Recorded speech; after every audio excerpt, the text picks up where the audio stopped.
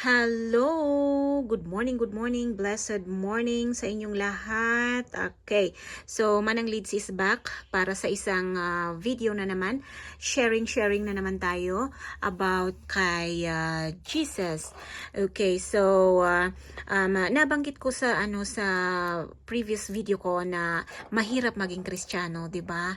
Totoo 'yon. Mahirap, lalong-lalo pa kung gusto mo ring gusto mo rin talaga gawin yung isa sa mga utos ng Panginoon, which is yung ginagawa nga natin, yung kakaumpisa nga natin na pag-share ng kanyang salita.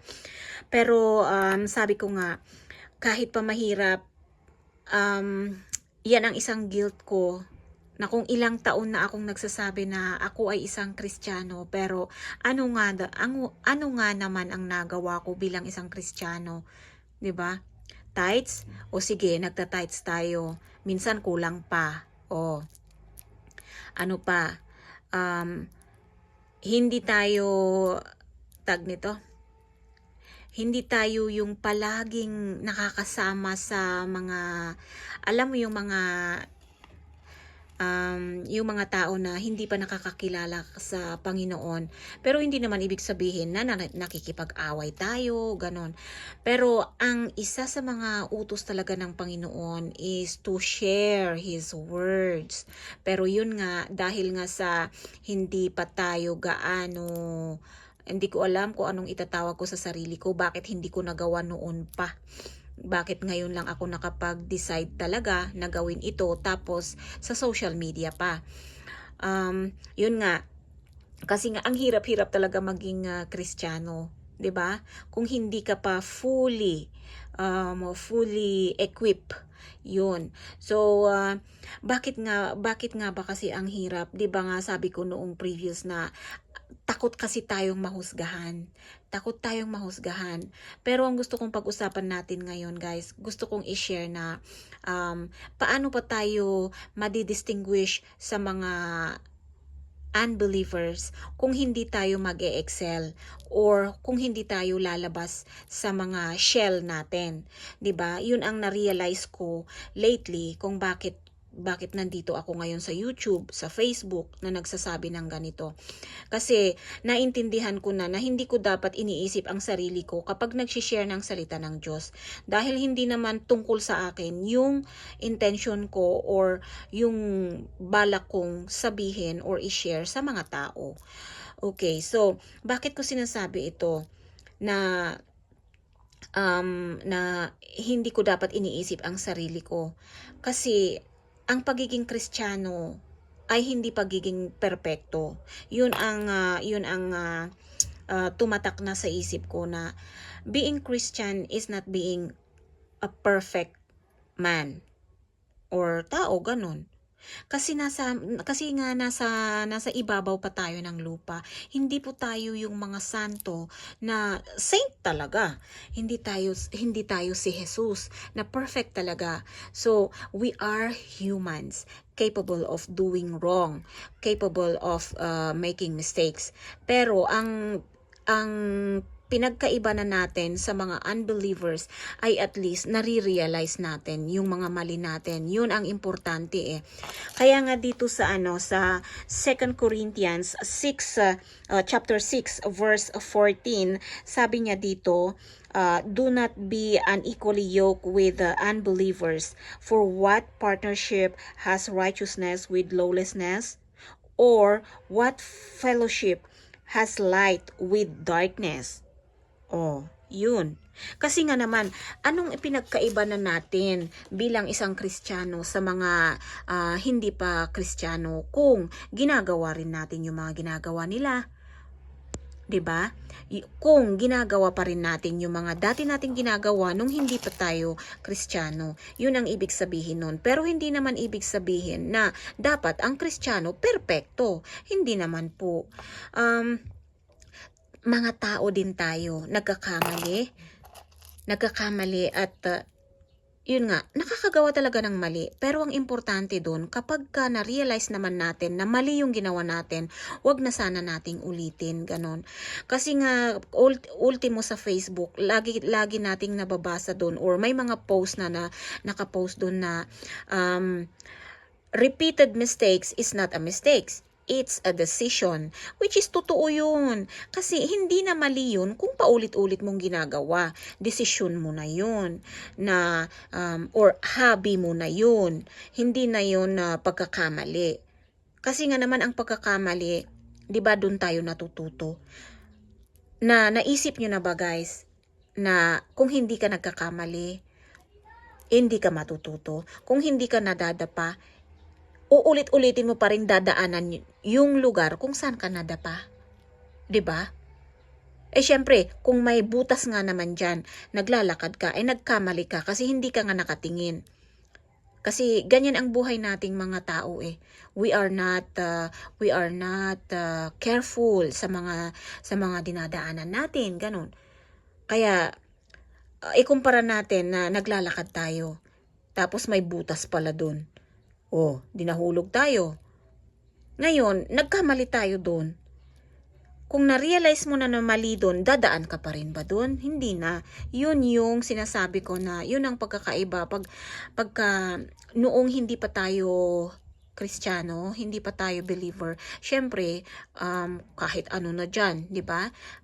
Kung ano-ano na dyan ang ginagawa natin. Pero nung nalaman natin na may bawal at may hindi bawal, dapat hindi na natin ginagawa yung bawal, 'di ba? Ganon din naman sa sa buhay Kristiyano. Yung buhay Kristiyano at saka yung tag nito, yung normal na buhay natin dito sa mundong ibabaw, halos parehas lang naman. Parang nabibigatan lang tayo, yung parang tag nito, kaya ang daming umiiwas sa simbahan, lalong-lalo sa born again Christians. Kasi ang tingin nga nila kapag ka Kristiyano ka or believer ka, okay, tinutumbo ko talaga yung mga non-Catholics, 'di ba?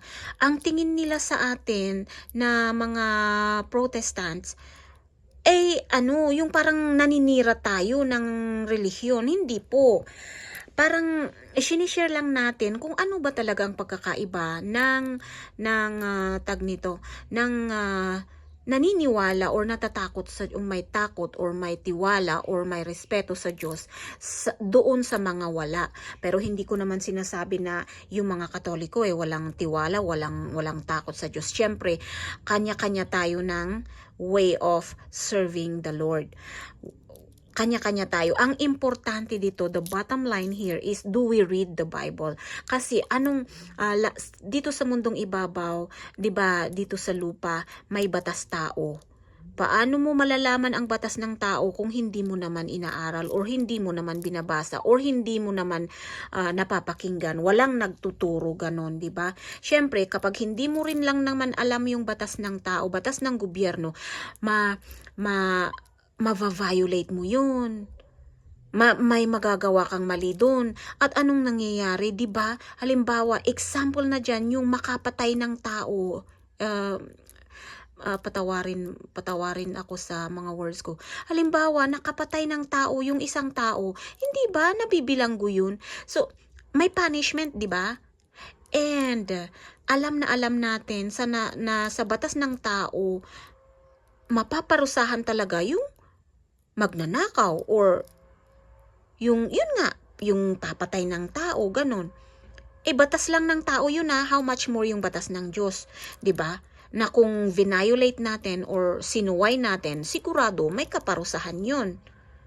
Yun ang gusto kong i-explain tungkol dun sa na kapag kasi sinabi natin na born again ako, baptist ako, ano pa ba yung mga pangalan ng mga Protestant churches, tapos ang tingin na ng mga iba ay anong mga yan, yung parang ganun. Hindi po. Ang point lang namin is yung hanggat maaari ay ma-obey natin yung batas ng Panginoon. Yun, na inuulit ko, kahit mga Kristiyano, kahit mga believers, hindi sila perpekto ha. Pero, utos din naman kasi ng Panginoon na mag-share ng mga salita niya. Kasi, just in case na yung mga nakakasalamuha mo araw-araw ay hindi pa kilala ang Diyos, or hindi pa, alam mo yung, tag nito, yung hindi pa na-try man lang na makarinig ng salita ng Diyos, sila yung dapat nating sagipin. Sila yung dapat nating sagipin. Kaya, yun ang isa sa mga dahilan ko bakit nandito ako ngayon sa YouTube at saka sa Facebook.